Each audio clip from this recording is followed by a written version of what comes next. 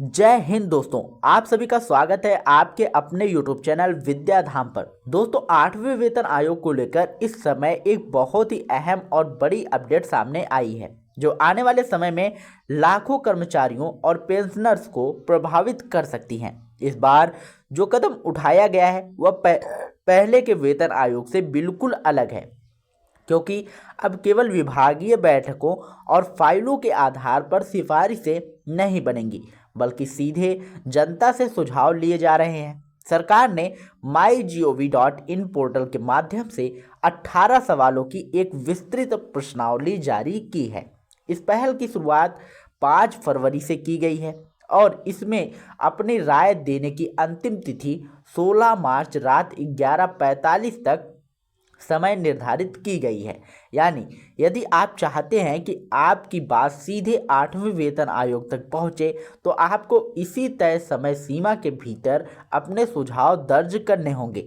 अब सबसे महत्वपूर्ण सवाल यह है कि इसमें भाग कौन कौन ले सकता है। तो साफ शब्दों में कहा गया है कि केंद्र सरकार के कर्मचारी, राज्य सरकारों के अधिकारी, केंद्र शासित प्रदेशों के कर्मचारी, न्यायिक अधिकारी, विभिन्न नियामक संस्थाओं के सदस्य, सेवारत और सेवानिवृत्त कर्मचारी संघ, union pensioner, ex serviceman, railway और पोस्टल विभाग के रिटायर्ड कर्मचारी, सभी लोग इसमें अपनी राय दे सकते हैं। इतना ही नहीं, कोई भी जागरूक नागरिक जो वेतन संरचना और सरकारी व्यवस्था को लेकर सार्थक सुझाव देना चाहता है, वह भी इसमें भाग ले सकता है, चाहे वह सीधे तौर पर वेतन आयोग से लाभान्वित होता हो या नहीं। आयोग की ओर से यह स्पष्ट किया गया है कि सभी प्रतिक्रियाएं पूरी तरह गोपनीय रहेंगी। किसी भी व्यक्ति या संस्था का नाम सार्वजनिक नहीं किया जाएगा। जो भी निष्कर्ष निकाले जाएंगे वे समग्र विश्लेषण के आधार पर होंगे, यानी सुझावों को मिलाकर एक सामूहिक रिपोर्ट तैयार की जाएगी, ना कि किसी एक व्यक्ति के नाम पर इसे प्रकाशित किया जाएगा। इससे लोग बिना किसी झिझक के अपने विचार रख सकते हैं। अब बात करते हैं प्रक्रिया की।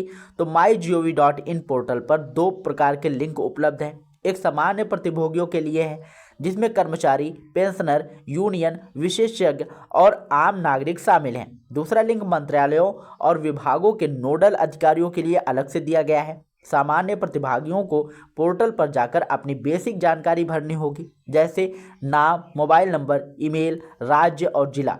उसके बाद अपनी श्रेणी चुननी होगी और फिर 18 प्रश्न क्रमवार खुलेंगे। ध्यान देने वाली बात यह है कि किसी भी प्रकार की PDF, ईमेल, पत्र या अलग से डॉक्यूमेंट्स स्वीकार नहीं किए जाएंगे। केवल पोर्टल पर दिए गए निर्धारित फॉर्मेट में ही उत्तर मान्य होंगे। प्रत्येक प्रश्न के लिए लगभग 200 शब्दों की सीमा तय की गई है, ताकि उत्तर स्पष्ट, संक्षिप्त और तथ्य आधारित हो। इन प्रश्नों में वेतन मैट्रिक्स, भत्ते, महंगाई भत्ता, पेंशन व्यवस्था, पदोन्नति नीति, सेवा शर्तें, आवास सुविधा, चिकित्सा कवरेज, अवकाश, नकदीकरण, समयबद्ध प्रमोशन, बोनस प्रणाली, उत्पादकता, आधिकारिक बोनस, रक्षा और अर्धसैनिक बलों से जुड़े मुद्दे, रेलवे कर्मचारियों की विशेष परिस्थितियां तथा स्टाफिंग पैटर्न में सुधार जैसे कई महत्वपूर्ण विषय शामिल किए गए हैं। सबसे अच्छी बात यह है कि प्रश्नावली हिंदी और अंग्रेजी दोनों भाषाओं में उपलब्ध है। आप अपनी सुविधा के अनुसार भाषा चुन सकते हैं और उसी में उत्तर दे सकते हैं। इससे देश के अधिक से अधिक लोग अपनी भागीदारी सुनिश्चित कर पाएंगे।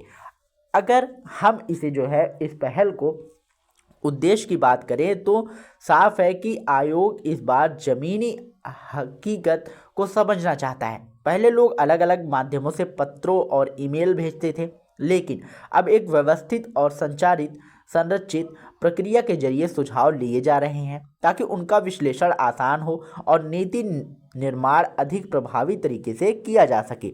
यह एक सुनहरा अवसर है कर्मचारियों और पेंशनर्स के लिए। वे वेतन विसंगतियों, महंगाई भत्ते की गणना, पुरानी पेंशन योजना, पदोन्नति में देरी, बोनस वितरण और अन्य समस्याओं पर अपनी वास्तविक स्थिति आयोग के सामने रख सकते हैं। साथ ही जो लोग सीधे प्रभावित नहीं हैं, वे भी व्यापक आर्थिक और सामाजिक दृष्टिकोण से सुझाव दे सकते हैं, जैसे सरकारी और निजी क्षेत्र के वेतन में संतुलन, राजकोषीय अनुशासन और कर्मचारियों के हितों में के बीच संतुलन कैसे बनाया जाए। तो दोस्तों, कुल मिलाकर यह पहल एक ऐतिहासिक कदम मानी जा रही है, क्योंकि पहली बार इतनी व्यापक जन भागीदारी को औपचारिकता दिया गया है। यदि आप कर्मचारी हैं, पेंशनर हैं या एक जागरूक नागरिक हैं तो इस अवसर को जरूर अपनाएं और 16 मार्च से पहले अपनी राय दर्ज करें। आपकी एक मजबूत और तर्कपूर्ण प्रतिक्रिया भविष्य की वेतन और पेंशन नीतियों को दिशा दे सकती है। तो यही थी पूरी जानकारी 8वें वेतन आयोग की इस नई पहल के बारे में। अगर आपको यह जानकारी उपयोगी लगी हो तो वीडियो को लाइक करिएगा, शेयर करिएगा और यदि चैनल पर पहली बार आए हों तो चैनल को सब्सक्राइब करके बेल आइकन जरूर दबाइएगा। और दोस्तों कमेंट बॉक्स में बताइएगा अगर आपको कोई भी प्रॉब्लम हो, कोई भी समस्या हो, और ये भी बताइएगा कि आप किस जिले, किस शहर से ये वीडियो देख रहे हैं। हमारी टीम आपकी पूरी सहायता करेगी। मिलते हैं नई वीडियो में नई अपडेट के साथ, तब तक के लिए जय हिंद, जय भारत।